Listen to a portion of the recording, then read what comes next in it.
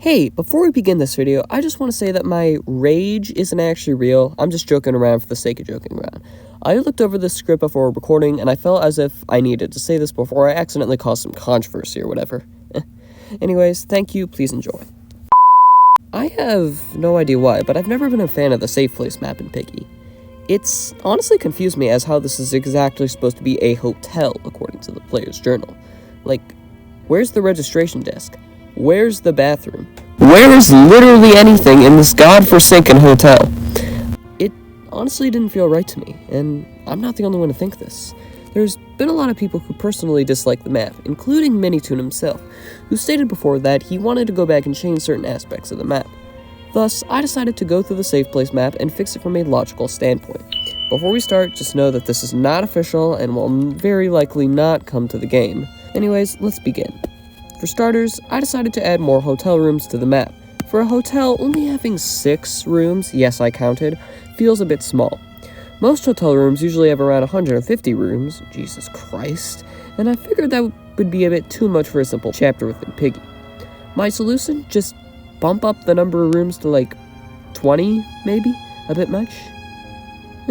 Maybe, but I don't see anyone walking into a hotel to hear, oh sorry, all 6 of our rooms are booked. Especially for a hotel as large as this. I did keep some stuff, such as the cafeteria and the radio room, simply because it fits the overall aesthetic. After all, it makes it feel like less of a collection of rooms and more of an actual hotel, with stuff to do that isn't just watching Netflix all day. Speaking of the radio room, I decided to change it up a little bit. I moved the doorway over a little bit, as I figured that it wouldn't really seem right to have this random dead end here. In addition, I also blocked this one off and made it so the elevator connects here instead of where it was before. Oh right, the bottom floor, so f***ing bland. Anyways, I decided to give this room a bit of a revamp. There's now a register desk, an empty key display, a register, etc. I always wondered what the purpose of this part was, and I decided to give a purpose. Oh, and to add on a little bit, I also patched up the outside a little bit and gave it a parking lot. Alan Dev was right. Why is there a road leading up to the front door? What is this, a drive-in hotel? So I decided to change it up a bit and make a parking lot. Small, yes, definitely, but it works. I also gave the hotel a little sign reading, The Safe Place. If you look closely, you'll see faded text reading, Henry's Hotel, to show how Zizzy and Pony basically took over an abandoned hotel. Actually, now that I think about it, signs are a good idea. I decided to add signs to every single room of the hotel, so that were actually appealing to people who can read. I wanted to add Braille translation to the maps for Funnies and Mimi, but I realized it would take way too long to do for this, and I need to finish this video up. If I ever make a Piggy But Better Book 2, I'll definitely try to implement this. Where was I? Oh right. Anyways, like I said, I added signs to everything. The cafeteria, these closet, actually no I didn't, because like, what even are these? The radio room, now being a hangout room, the bathroom, oh wait, no, there isn't a bathroom. I decided to actually add a bathroom, for crying out loud. This is a hotel, so you'd expect there to be a bathroom of some kind. House had one, Holden had one, Station arguably had one in the form of showers, but then had one in the form of stalls. Actually, there aren't that many examples. Anyways, I took the liberty of constructing a room for the survivors to actually use the bathroom instead of just... Seriously, how do they use the bathroom? I wanted to put some upstairs in the rooms, but considering how small they are, I didn't go through with it. Finally, I decided to implement the beloved second staircase. Except, not really. See, I couldn't exactly figure out where a second staircase could go without having to rebuild like half the map in a single week. I'm not IKEA, sadly. So I decided to make this. If you don't know, this is called a stairwell. It's more commonly used in apartment buildings to get from one floor to another easier, and I figured it would also work here. Essentially, if Piggy's hogging a door leading from one part of the map to the other, you can use this little exit in order to evade them. The only real downside is that it's a little cramped and it's easier for Piggy to catch you. Either way, if one area is blocked, you can easily use another without risk of being caught. Additionally, you see this little part in the stairwell here? You can place a plank down and cross over to this other building, creating more gameplay. I figured it'd be weird to place a key here because, realistically, why would a key be here? So, I decided to just simply put Mimi's blowtorch over here. We can just say that hers got damaged and she needs a new one.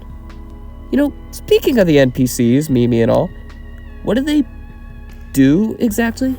I mean, we have Giraffe who stuns Piggy, Mimi who unlocks the blowtorch door, Pony who just runs around and gets sad to over the twins, and Georgie who just runs to the exit. Yeah, I'm not too sure about this. They act more like robots than anything. Georgie bat real. So, want to give actual usefulness to the rest of the group. And yes, this was indeed a transition to this section where I implement the events and items. In one of these rooms, you notice a key trapped behind a room. Sadly, this room is blocked off by some rubble after you walk towards it. You can create a small opening within the rubble that Georgie here can fit through. He'll toss this little hammer over here, crawl out himself, and then run to the exit. It's a little buggy, but I still like it. Anyways, after this, I decided to change stuff around in general. One thing I noticed is that the safe place is a map that usually revolves around long map span quests. If you don't know, these are essentially moving the player around the entire map to get a single item. They're good in small amounts, but the safe place is literally made up of these half the time, depending on item spawn. So I decided to make it so it's more focused on individual floors.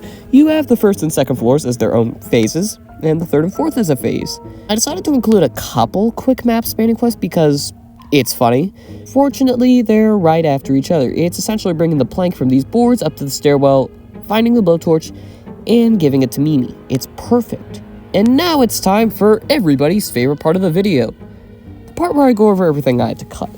Pony was originally going to be more useful, being able to dive into this vent if you give him energy to do so via a carrot, similar to how he does in Refinery. Yes, one word, this contradicts what I did in my store video. Once you give him the carrot, he'll dive in. He notices a glimmering item within the vent, he goes out the other side, throws out the item for you, and jumps out like Georgie.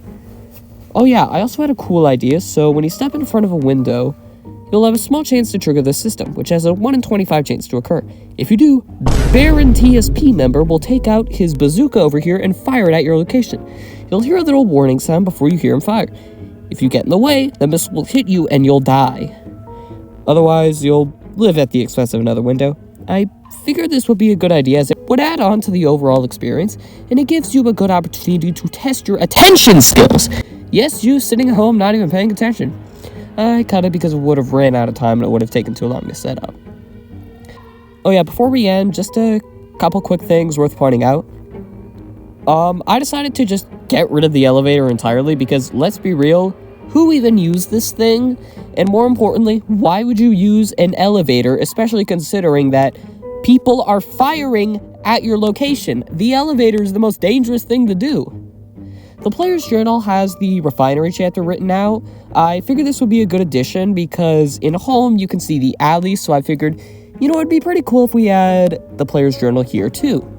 There's also a little bit less clutter across the map. It's not really noticeable, but it's there. I also decided to add little details of, like, you know, TSP out here watching you in the first place. Yeah, that's pretty much it. Anyways, thanks for watching, everyone. The map itself will be released soon. There's just a few more bugs I have to squash before I release it to you guys. It'll hopefully be ready in a few days, and I hope you understand. Thanks once again, and I'll see you guys soon. Oh, and if we get 100 likes into this video, I'll make a video on why the Piggy Wiki sucks. I'm a staff member there myself, and I genuinely like to express my concerns for the wiki. Anyways, bye.